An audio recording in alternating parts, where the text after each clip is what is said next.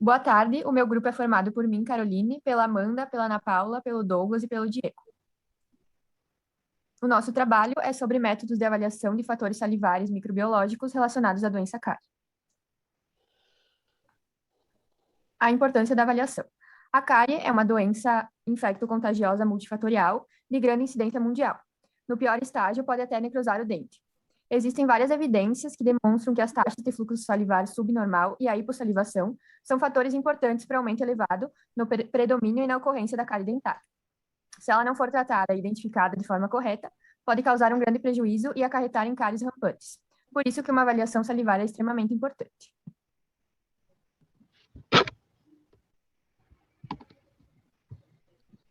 A indicação dos testes, então, eles são indicados para pacientes que apresentam lesões cariosas e para o diagnóstico são utilizados diversos métodos laboratoriais de análise, cada um dependendo do fator causador da doença, podendo ser eles fatores microbiológicos e fatores salivares.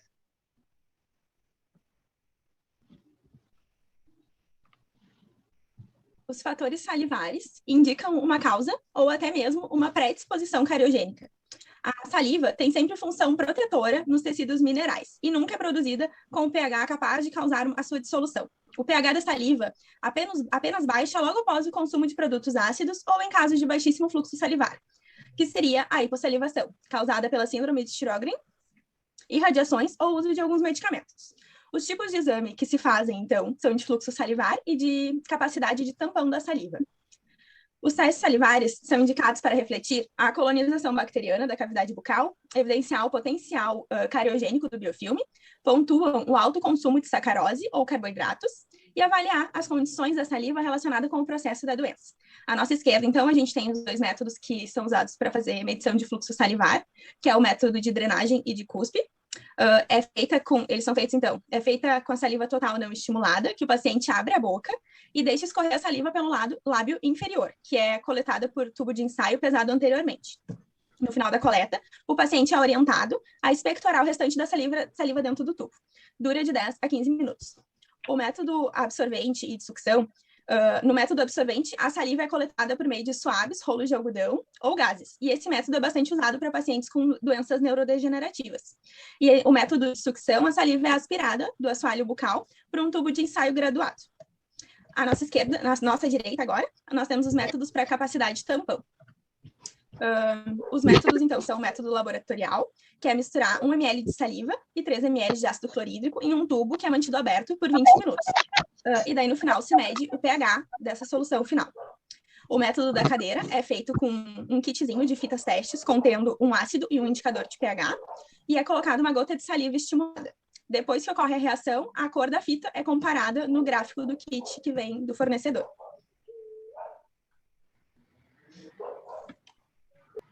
Os parâmetros de normalidade para os testes, para a velocidade do fluxo salivar, para estimulada, menor que 0,7 por minuto e por salivação, de 0,7 a 1 ml por minuto é baixo, de 1 a 3 ml por minuto é considerado normal.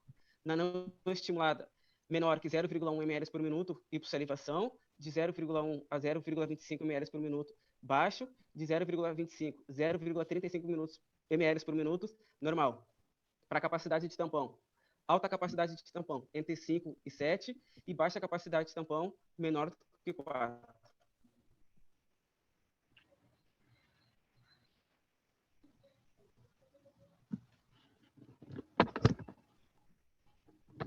Bom,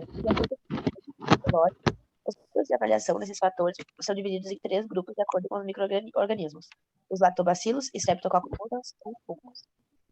Começando pelos Streptococcus mutans, nós temos esses 5 métodos. O primeiro é o método convencional da placa de Petri. Uma amostra de biofilme dentário ou salivar é semeada sobre o Agarmites salivaris bacitracina acrescido de 15% de sacarose e incubado por 72 horas. O número de colônias formadas é contável. O outro método é o método espátula, saliva ou língua. Avalia o número de Streptococcus mutans na saliva obtida após o paciente ficar 1 minuto de parafina. A espátula deve fazer os movimentos de rotação de forma que ambas as faces dela fiquem inoculadas com a microbiota. Os 2 lados da espátula são pressionados sobre o meio de cultura Agarmites salivaris bacitracina sacarose vertido em placas para cultivo de superfícies. Incubação por 2 dias, contagem das colônias e face a média das 2 regiões semeadas na placa.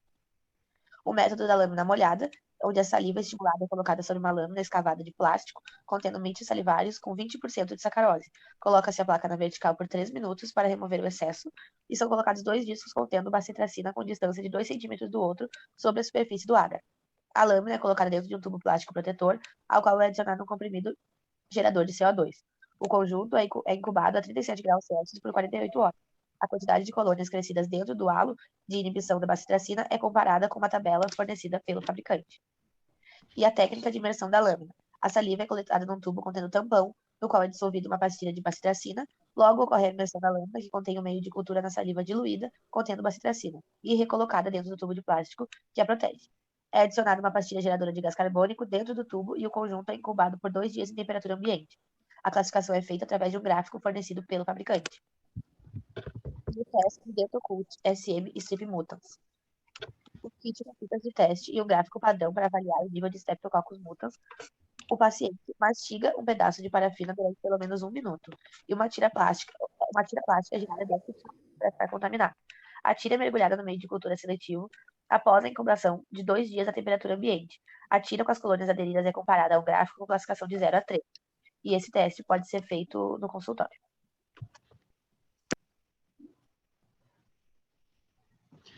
Bem, e agora os tipos de exames para lactobacilos. O primeiro é o método padrão. Nele é usado um meio seletivo, o rigoroso SLH. A saliva é estimulada após a mastigação de um pedaço de parafina e depois é agitada com bastão de vidro para separar os agregados microbianos. Após isso, a saliva é misturada com uma solução tamponadora e 1 ml das diluições 10-2 e 10-3 é misturado com 10 ml do SLH fundido, que é vertido em placa de Petri e inoculado em temperatura ambiente por cerca de 4 dias. Após isso, faça a contagem do número de colônias com a ajuda da tabelinha que temos aqui da interpretação de resultados. O outro teste é o teste de Snyder. E esse teste é medida a rapidez de formação dos ácidos. Nele, a amostra de saliva estimulada é inoculada em H-glicose com pH entre 4,7 e 5 e que contenha verde de bromocresol. O verde de bromocresol vai se turvando com o passar do tempo. E nesse teste é medido as bactérias acidogênicas e acidiúricas.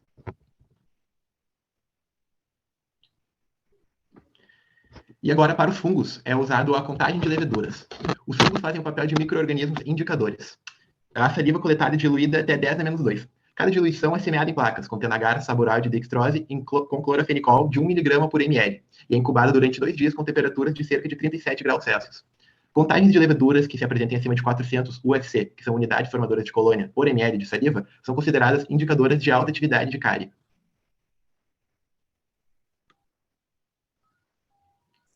A relação entre a avaliação e a doença cárie. Então, as taxas de fluxo salivar que se encontram num parâmetro abaixo do considerado normal podem modificar a ecologia bucal, elevando a quantidade de bactérias produtoras ou que são tolerantes ao ácido. Essas mudanças ecológicas ocorrem devido a um supercrescimento de bactérias, fazendo com que as cáries progridam de modo extremamente rápido. E também a aceleração na desmineralização das lesões cariosas é o principal efeito de uma taxa de saliva não estimulada subnormal. Essa aceleração é causada por alterações nas funções da saliva, que atuam contra o desenvolvimento da cárie, como, por exemplo, uma produção reduzida de proteínas antimicrobianas.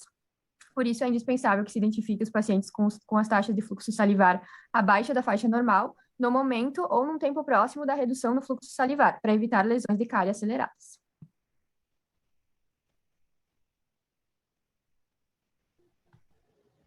Muito obrigada a todos pela atenção.